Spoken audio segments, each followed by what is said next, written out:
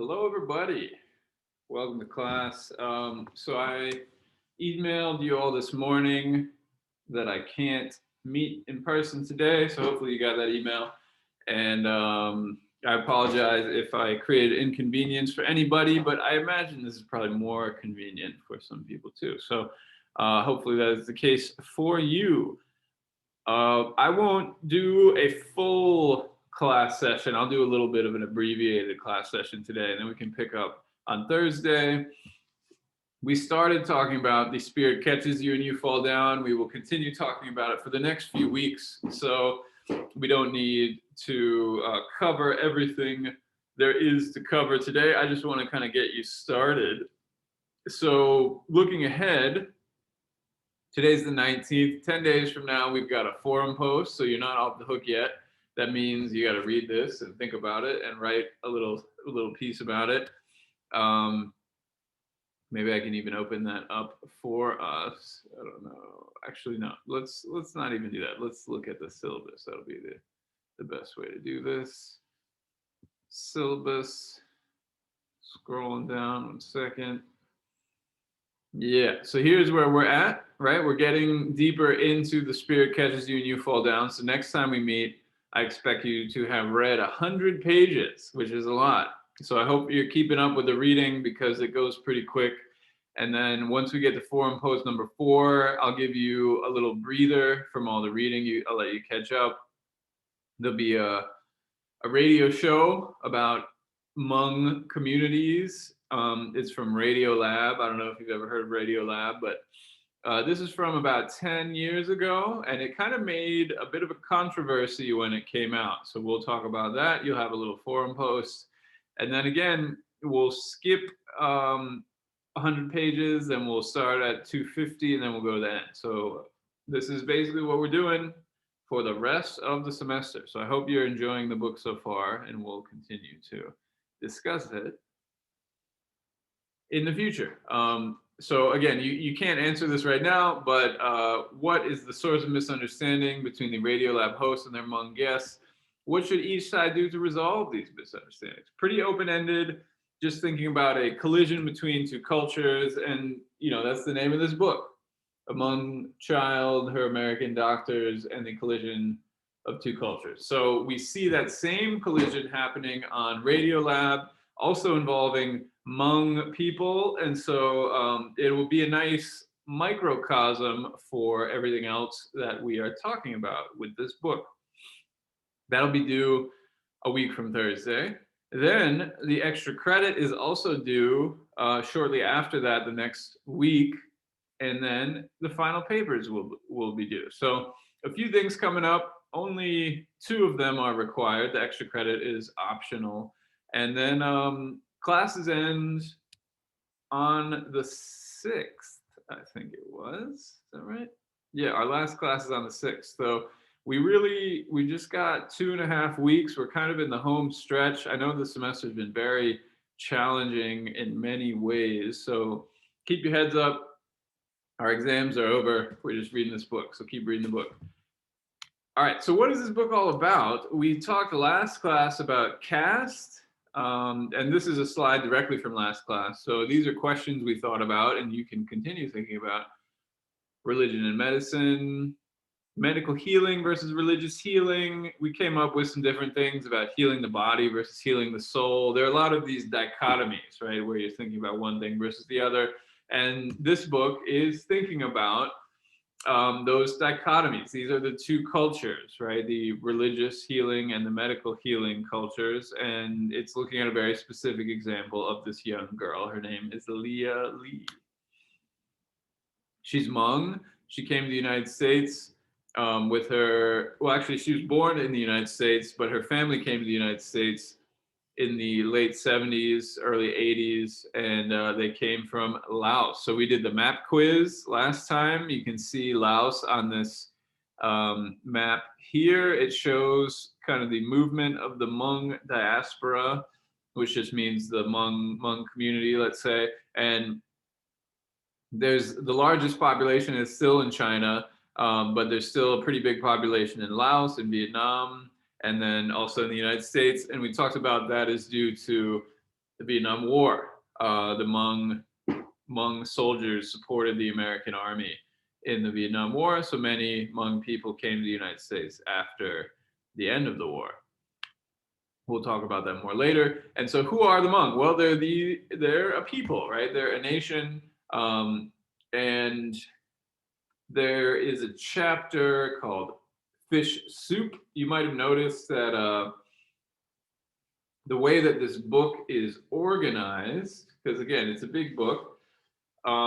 If you look at the table of contents, the first chapter is birth, the second chapter is fish soup, the third is the spirit catches you, you fall down. That's of course the name of the book. Do doctors eat brains? And so each chapter does this kind of I don't know what to call it, kaleidoscope effect, where the even numbered chapters are very specific. Wait, let me restate that. The odd numbered chapters are specific. For example, birth is about the birth of Leah Lee. Then the even numbered chapters are more general. Fish Soup is about the essence of the Hmong, right? It's about the entire Hmong people. Chapter 3 gets back into specifics, right? It's an odd numbered chapter. The spirit catches you and you fall down. And so this is the format of the book. It's an interesting way of approaching things. I think it does a good job.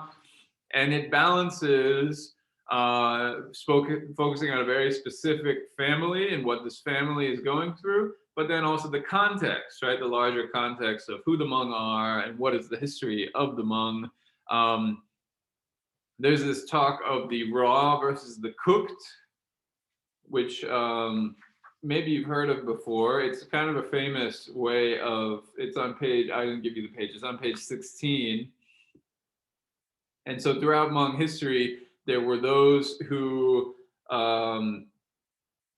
settled and lived more agricultural lives and kind of entered into Chinese society. And these would be called the cooked miao, right? Which of course is a food metaphor, where cooked food is associated more with civilization and raw food is more kind of wild and uncivilized.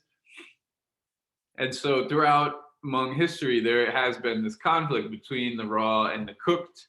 And as we could say, civilization started to creep up on the more raw miao, the raw Hmong groups, they started to move further south and west until they came to the highlands of Laos.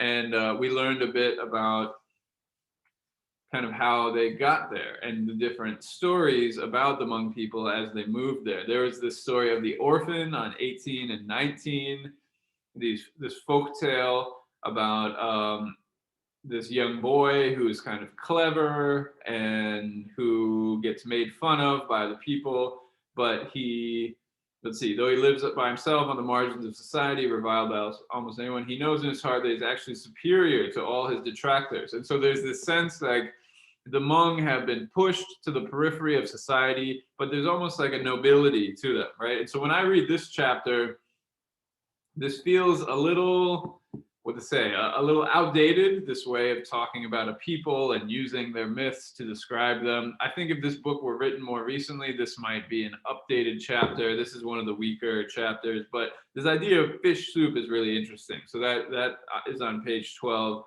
So why is fish soup the essence of the Hmong? Well, there's a young kid giving a presentation on fish soup, and here's what he says. He says, to prepare fish soup, you must have a fish. And in order to have a fish, you have to go fishing. In order to go fishing, you need a hook. In order to choose the right hook, you need to know whether the fish you are fishing lives in fresh water or salt water, how big it is, what shape it is.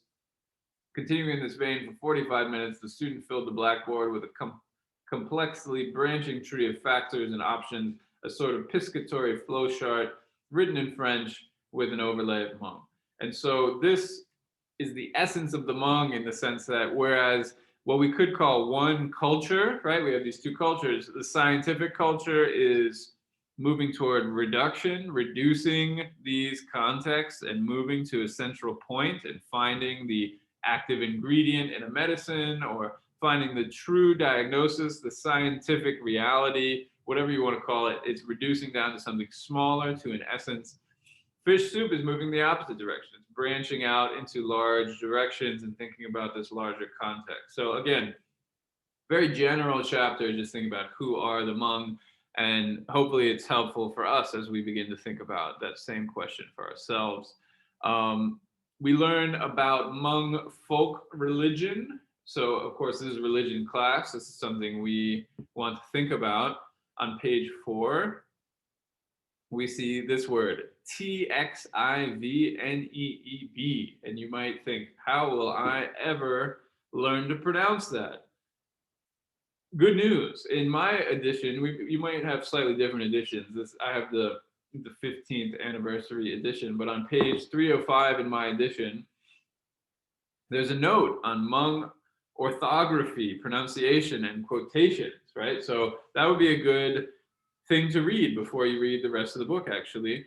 And if we look at this carefully, on 306, we learn how to say a few things. For example, DAB, this malevolent spirit, you can see on the slide here, DAB is pronounced da.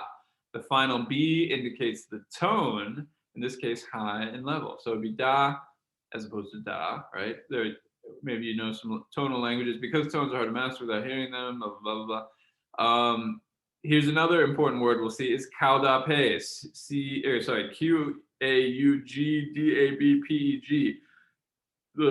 So this is how you say the spirit catches you and you fall down. And it's pronounced kaudape. And then finally, this TXIV word, this is pronounced tsinung. So let me find it. So the X sounds like an S. A double vowel represents a nasal sound, like the NG in sing. Two oddities, along with the fact that the final consonants aren't sounded, explain why tsinung is pronounced tsinung. The third is W is a vowel, something like a French U, so we don't need to know that word. Okay, so that's how you pronounce some things. If you ever get confused, you can look back at page 305, 306. So how do you say shaman in the Hmong language is tsinung? Do you have to call them tsinung? No, you can call them shaman. That would also be fine. So maybe you've heard of shamanism before. It's not limited to Hmong society. This is kind of a larger folk religion. So who are the folk? They're the regular people, right? It just means it's shared by everybody, all levels of society. There are some religious aspects that only literate people know how to do, only trained people how to do. Folk religion is shared by everybody. And so part of this folk religion is there's a shaman who can interact with the spirit world through rituals like meditation and trance. This is useful for things like funerals and when people get sick and for healing. And so that's what we see in this tradition too. There's also a sense that malevolent spirits cause disease and other problems. So it's taking something like, I don't know, a disease like the coronavirus and turning it into a spirit, right? And saying this is actually caused by a spirit. And we see that at the very beginning of the book. And because this is about healing, this book is about disease and healing, we learn about these ideas very early on. So on page 4, for example, we learn about the tsinung, and we also learn about the da, the malevolent spirits. Okay. So if a spirit causes disease, then we need a shaman to heal the disease, right? This is what we're setting up here. How do these malevolent spirits, how do these da cause a disease? Well, we get a kind of an interesting list here. And maybe I'll just read it to you. Again, Fadiman is a nice writer. There's sort of variety in the way that she writes. So here's a fascinating sentence with a very, very long list. Although the Hmong believe that illness can be caused by a variety of sources, including, I'm looking at page 10, including eating the wrong food, drinking contaminated water, being affected by a change in the weather, failing to ejaculate completely during sexual intercourse, neglecting to make offerings to one's ancestors, being punished for one's ancestors' transgressions, being cursed, being hit by a whirlwind, having a stone implanted in one's body by an evil spirit master, having one's blood sucked by a da, bumping into a da who lives in a tree or stream, digging a well in a da's living place, catching sight of a dwarf female Da who eats earthworms, having a Da sit on one's chest while one is sleeping, doing one's laundry in a lake inhabited by a dragon, pointing one's finger at the full moon, touching a newborn mouse, killing a large snake, urinating on a rock that looks like a tiger, urinating or kicking a benevolent house spirit, or having bird droppings fall on one's head. So that whole thing is all one sentence. By far the most common cause of illness is soul loss. That's quite a list, isn't it? And so why do I keep saying Fadiman's a good writer? Because this is an unusual sentence. Most people would not write a sentence that takes up basically a whole paragraph. But in doing so, we can think about what is the effect. We get a little taste of what this world is like. You know, we're translating the language, but one thing we're going to think about is cultural translation, right? Not just like a language barrier, but a culture barrier. And so in these first 10 pages, Fadiman is trying to take us into the world of the Hmong, right? Into this culture. And so I encourage you to read carefully and really think, what sort of world do they inhabit? When you encounter a stream or even rocks or just the world itself, it's not blank, it's not sterile, it's filled with life, it's filled with beings, and these beings have potential bearing on your own life, right? And so that we are entering into this world along with Fadiman. We also learn about this idea of soul loss. Maybe you've never thought about losing your soul, but that is one problem here, is that someone might be able to lose their soul. And so on page 10, we learn about that, how a soul can be separated from our body, or it could even be stolen by one of these bad spirits. So what do you do when you lose your soul? Well, you do a soul calling ritual. You call the soul back. Why don't we save this video? Because you're already watching a video, and I think videos are more interesting when we watch them together, and then we can talk about them. So why don't we save this video? We can watch it together next time. But this is all by way of saying, what is this collision of two cultures? It really is, on the one hand, this Hmong folk religion culture of thinking about the body and the soul as being deeply intertwined, and also being able to lose the soul if something bad happens to us, and then using these soul calling rituals to heal that situation, as opposed to what we could just call our scientific world, our world of biology, where we're composed of cells and organs and all that sort of thing. And so these are the two worlds that come into contact with each other and come into collision, right? This book is about a collision of two cultures. So those are the two worlds. Fish soup kind of gives us a little bit of a background. And then finally, the spirit catches you and you fall down. This is, we're beginning kind of the main part of the story. Like I said, the main thread of the story is on the odd number pages, and it's the story of the Lee family. So who are the Lees? There's Pho, there's Nao Kao. So they're the parents. Pho is the mom. Here she is in this picture here, taken in the 1980s. And Nao Kao is the father, and then Leah Lee is the daughter. But she's not the only child. It's a big family. We learn this in the first line of the book, page 3. If Leah Lee had been born in the highlands of northwest Laos, where her parents and 12 of her brothers and sisters were born, her mother would have squatted on the floor of the house that her father had built from axe-hewn planks thatched with bamboo and grass. Right? Again, beautiful imagery, beautiful writing, very evocative.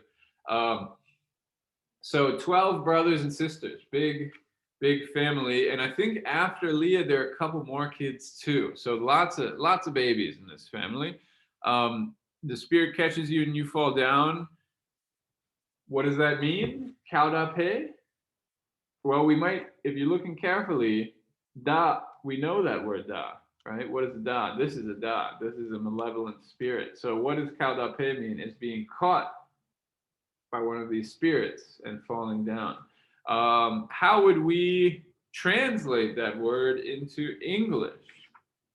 Well, one way to translate it, just like this sort of clunky title, and when you first read the title of this book, you might feel like that's a clunky title. I don't know if I could understand what this book is about, and I think that's intentional, right? It's introducing the poverty of words, right? In order to really understand this title, we have to enter into this world.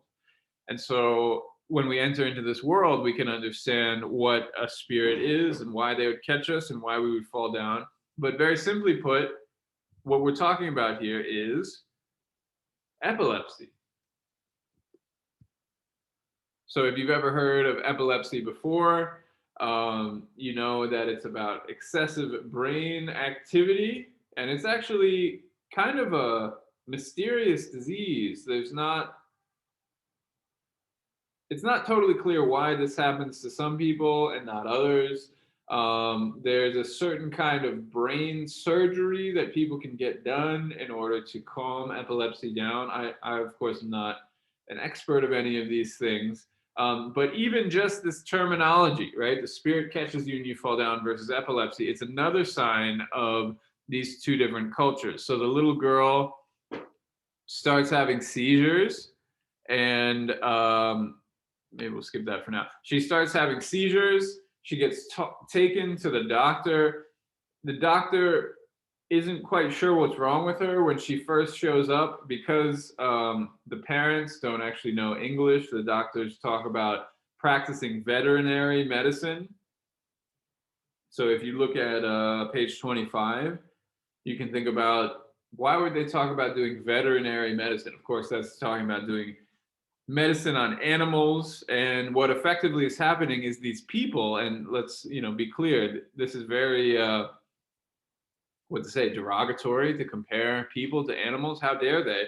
And yet, why are they making this comparison? Is because the parents don't know English. They can't communicate in any language. Actually, they know Lao as well as Hmong and maybe some other languages too, but they don't know English. And they're also not literate. And so this is kind of a remarkable characteristic of this Hmong society in the highlands of Laos is most people, if not everybody, is illiterate, right? And Fadiman, I forget exactly what page it was on, but she makes a comparison between illiterate society versus pre-literate society, right? And so this is a society that never really had a central focus, a central emphasis on literacy. And so we find kind of the implications of that here. Even reading simple things like numbers is difficult for this family, for these parents. At first, again, because they weren't able to communicate, the parents weren't able to tell the doctors what was wrong with their child. The doctors thought, okay, seems like she has some kind of pneumonia, right? She has some sort of bronchial infection of some kind or tracheobronchitis. And so they thought, all right, take an antibiotic, ampicillin vaporizer at cribside clinic, reach as needed, 383707, 10 days. So that's on page 26. It's this classic, very kind of brief note you might get from a doctor. And most doctors write this sort of thing. We receive it, and there's an assumption that we'll be able to read it and follow these directions, right? A big part of going to the doctor is just following directions. I don't know if you guys have had that experience, but this is pretty common sort of situation. But with Foa and Nalcow, with the Lee family, when they receive a note like this, what are they going to do with it? They can't read it. They can't understand it. Eventually, they might be able to bring it to somebody who could read it for them.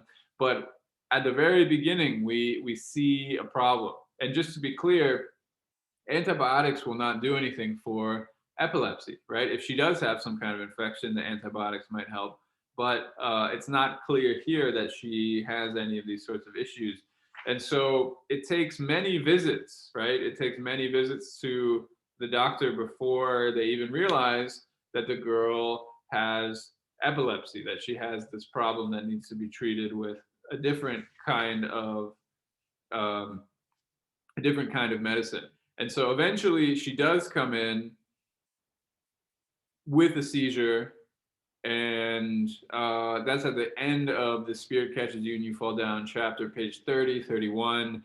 The doctors finally do classify her disease as epilepsy, and then she's discharged in 1983. Her parents were instructed via an English-speaking relative to give her 250 milligrams of ampicillin twice a day to clear up her aspiration pneumonia, and 20 milligrams of Dilantin elixir and anticonvulsant twice a day to suppress any further grand mal seizures. And so that's the end of the chapter. So again, we see miscommunication from the very beginning, this interaction of two different cultures. We have the Hmong shaman on the one hand, which is representing this spirit calling ritual world, right? This religious healing world, ritual healing world. And on the other side, we have this medical understanding where she has various infections and she also has epilepsy. It's her brain that is overactive here, and she's being told to take anticonvulsants as a result. So between the two, we kind of have to resort to what Wendy Doniger was talking about with the man in the moon and the rabbit in the moon. Remember that? So we have this double vision that we need to do, right? We need to be able to see both things happening at once. That's what Fadiman is asking us to do, is to be able to see this as epilepsy, yes, but also see it as the spirit catches you and you fall down. So try to be able to see both of these things. Epilepsy has been called a sacred disease, and one reason for that, I don't know if any of you have experience with epilepsy, but I think it is kind of an amazing phenomenon, right? Somebody's sort of eyes go back into their head and their body starts convulsing. It's a little bit disturbing. And even in Western traditions, people have reflected on the nature of this disease, right? It's easy for us to, again, reduce it down to this one little thing and say, okay, the brain is malfunctioning. But even in Western traditions, people haven't always thought about it that way. Dostoevsky, maybe you know him, he's a very famous Russian novelist, and he reflects on epilepsy here. He says, what if it is a disease? What does it matter that it is an abnormal tension if the moment of cessation remembered and analyzed in a state of health turns out to be harmony and beauty brought to their highest point of perfection and gives a feeling undivided, undreamt of till then, a completeness, proportion, reconciliation, and an ecstatic and prayerful fusion in the highest synthesis of life. So again, these are rhetorical questions, but he's asking the question, is this even a disease, right? Why must we see it a disease? It's abnormal, it's different than what most people do, so that's one reason to see it as a disease. But in Hmong culture, it's actually a somewhat sacred sign, right? That she is being caught by this spirit. There's a sense that she might be able to become a shaman. Okay, so that's the first few chapters. I think in the interest of keeping this kind of short and interesting, I won't go through the whole thing we read for today. We can save some for next time. Let's see.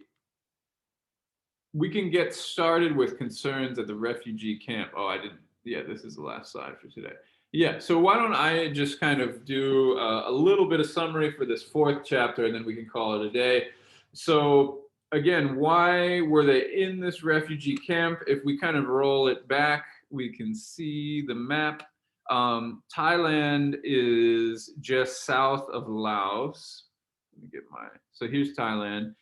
So people escaped from Laos down to Thailand following the war, and we'll talk about that in a little while. So this scene takes place, or this chapter takes place in a refugee camp in Thailand. Yeah, they call it Ban Vinai. So when people are in this refugee camp, they're in this soccer field, and they have these questions about America. Is it forbidden to use tsinung to heal an illness in the United States? Why do American doctors take so much blood from their patients? After you die, why do American doctors try to open up your head and take out your brains? Do American doctors eat the livers, kidneys, and brains of Hmong patients? When Hmong people die in the United States, is it true that they're cut in pieces and put in tin cans and sold as food? Pretty disturbing questions, right? And so when you hear that, it sounds a little bit ridiculous. Like, who are these people and what are they thinking about? But I think it speaks to an anxiety among these refugee communities, that when they come to the United States, specifically when they go to a hospital, what will happen to them? So, for example, we can start with this idea of taking blood. Why do American doctors take so much blood from their patients? If you can imagine, if you come from a culture where blood is supposed to stay inside of you, and if blood is coming out of you, that's a sign of illness. This would be pretty disturbing. Now, we know the answer to that question, right? Why do American doctors take blood from patients? If you need to do some sort of test, I believe even like an antibody test for the coronavirus, right? They're going to need to draw some blood. Maybe you guys have had this experience before. And so we know why. They're taking blood, they're bringing it in the back room, they're doing the test, they're giving us the result. There's a little bit of trust required there. And, we live in a time when not everybody is ready to trust the medical establishment. We've talked a little bit about QAnon, and maybe we've talked a bit about anti-vaxxers and this sort of thing. Not everybody trusts the doctor, right? And so here we see another example of people not trusting doctors. And frankly, it requires a lot of trust. The doctor's saying, I'm going to poke you with this really sharp thing. I'm going to pull out quantities of your blood, and then I'm going to do something with it without necessarily letting you even see what we are doing. There's some trust required there, right? What if these are vampires who are drinking our blood, right? That's entirely possible. And of course, there's a whole world of culture built around that image too. So this idea of taking blood from a patient, even though we usually accept it as like, yeah, that's what doctors do. If you look at it from, again, this double vision, one is maybe a more trusting vision, the other is a less trusting vision, all of a sudden something kind of interesting is happening here, right? And there are similar sorts of questions. Eating the livers, kidneys, and brains of Hmong patients, right? Maybe people have heard stories about being an organ donor, right? Because this is something that happens after somebody dies. Their organs might be harvested for various, let's say, therapeutic purposes, right? If, let's say, I die and somebody needs my kidney, then maybe they can have it if I'm an organ donor. But as we see here, the organs have sort of a different sense, right? Again, double vision. If we go back to page 5, the baby's placenta is let's see, in the Hmong language, the word for placenta means jacket, right? And it's buried underground, and if it gets, yeah, there it is, buried deep in the dirt floor. And so something like the placenta has this sort of spirit connotation to it, right? There's a meaning to it where if it's manipulated in the wrong way, then maybe something bad could happen. If it's manipulated in the right way, something good could happen. And there's something similar with the other organs, right? It would be unthinkable for these Hmong people to take somebody's organs away after they've died, even though from a medical perspective, a biological perspective, that makes sense for most people. Okay, so the chapter goes on. There's talk of conversion. There's talk of these rituals. I think, why don't we call it here? I think this is probably a good place to stop. I know we're not all the way through. The next chapter, we get more information about Leah and her epilepsy. We meet some of her doctors. The name of the chapter is Take as Directed. And again, it's exploring the confusions around this culture of giving directions to patients and just telling them to follow the directions. It's worth thinking, what is another way, right? What is another way of approaching medicine? Is medicine supposed to always just be, here are the instructions, now you got to follow them? Is there ever room for conversation, right? And that's another big part of what this book is about. And then finally, the last chapter we read for today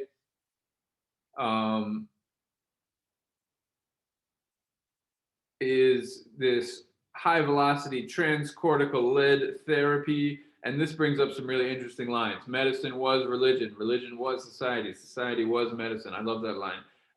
And so then it goes through kind of more on this biological perspective. So we're getting these two perspectives. It's going back and forth. It's kind of building up the story. And we haven't quite reached a climax yet, but the next chapter we'll read and we'll start discussing next time is government property. So why don't we cut it off here and we can start thinking about these next few chapters together. Like I said, as you're reading this, you don't have to get every detail. As you can see, I'm not covering every detail in the slides, and I don't plan on covering every detail in the slides, but get enough, right? There are the trees, and maybe you've heard this before, there are the trees. We can learn these little pieces of information. So for example, we can learn about the Hmong folk religion, we can learn about epilepsy, we can learn about these different ways of approaching disease and wellness across these two different cultures.